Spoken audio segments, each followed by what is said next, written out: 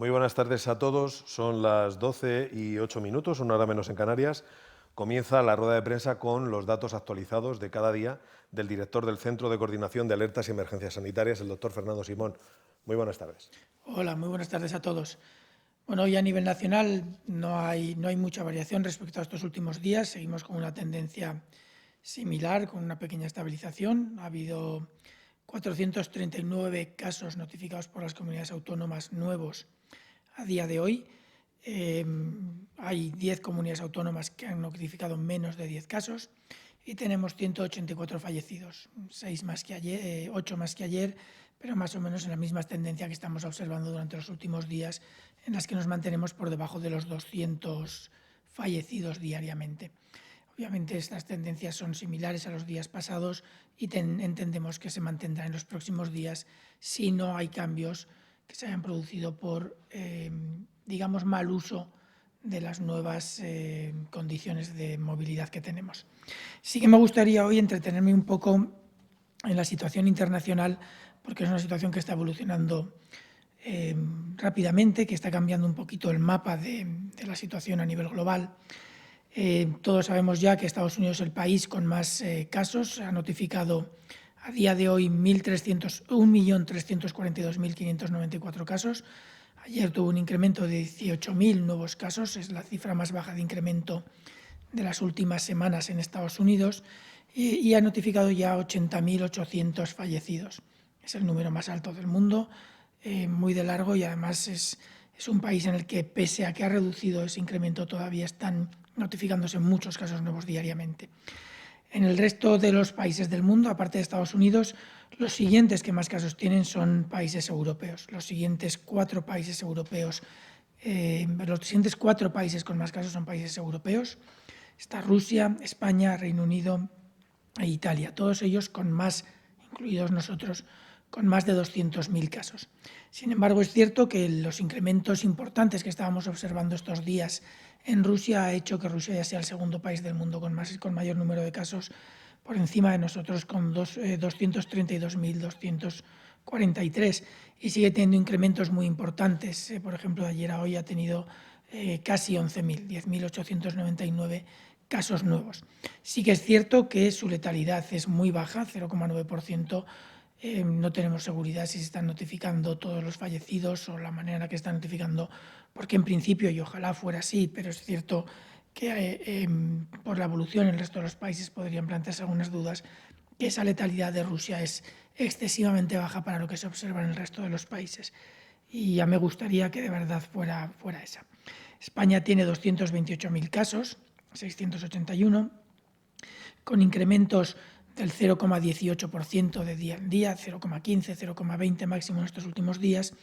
Reino Unido es el siguiente país con mayor número de casos, 226.000, con incrementos de alrededor de 3.000 casos diarios. Por ejemplo, es la cifra que tuvo ayer, 3.403 casos, incrementos entre el 1 y el 2% diarios.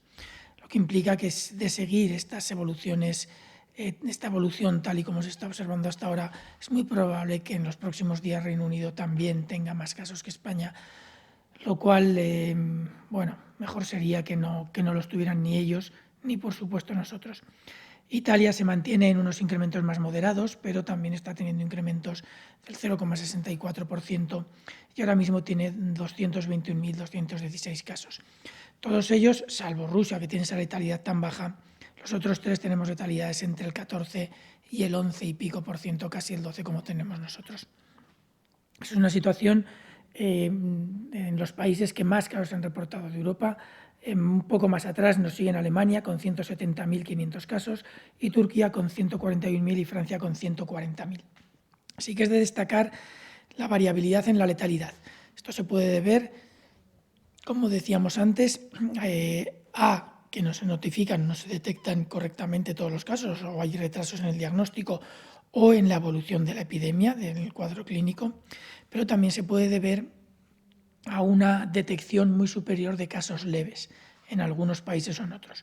Entre todos los países que acabo de mencionar, incluida Francia, las letalidades oscilan entre los 0,9 de Rusia, que lo vamos a dejar un poquito aparte, o los 4,4 de Alemania, que aunque va creciendo paulatinamente, se sigue manteniendo en cifras muy bajas, lo cual es en principio una buena noticia, pero el resto de los países nos mantenemos entre los 11,9% de letalidad que tenemos en España hasta el 19,2% de letalidad que tienen en Francia.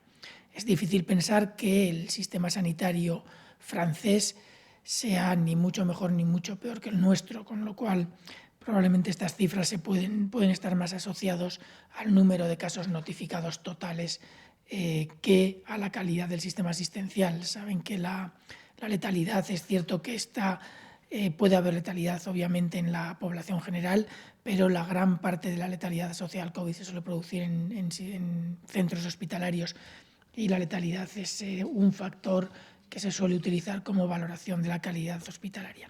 Como ven, España está en números, digamos, homogéneos o similares a los de otros países, incluso un poquito por debajo, y tenemos países como Países Bajos, Bélgica, por ejemplo, que tiene un 16% de letalidad, y otros países como Países Bajos o incluso Suecia, que tienen letalidades ligeramente superiores a las nuestras. Lo cierto es que la epidemia está evolucionando rápido en todo el mundo, está afectando ya a países con sistemas de salud relativamente complicados, países africanos, países en vías de desarrollo, en los que tenemos incrementos muy importantes. Hay incrementos, por ejemplo, en Sudán, que todavía tiene muy poquitos casos, pero con una capacidad menor de detección que la mayor parte de los países afectados hasta ahora, está teniendo incrementos de por encima del 30%, Camerún, Senegal con incrementos entre el 15 y el 20%, Sudáfrica, Nigeria, que comentábamos estos días pasados, con incrementos alrededor del 12%. En América Latina también hay países, por ejemplo Bolivia, con incrementos superiores al 10%.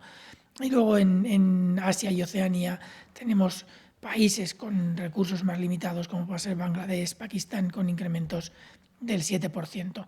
En Europa, como todos estos días, los incrementos se producen sobre todo en los países del este, en Ucrania, Rusia, que ya hemos comentado, Rumanía, y luego ya van bajando hasta que empiezan a aparecer Suecia y Reino Unido con incrementos de entre el 1,5 y el 2%.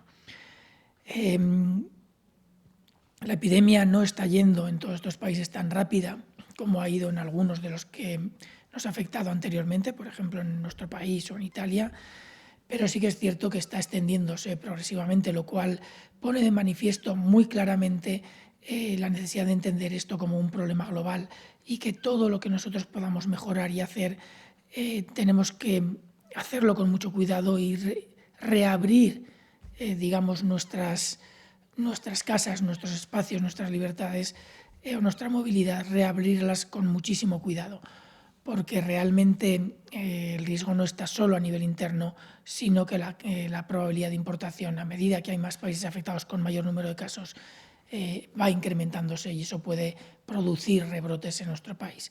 Se pueden producir tanto por casos de aquí, que no hayamos conseguido controlar esas cadenas de transmisión, que ahora mismo son pocas, pero que podrían repuntar, o por importaciones que podrían generar esos brotes. Y yo creo que con este repaso internacional de hoy podemos pasar a las preguntas.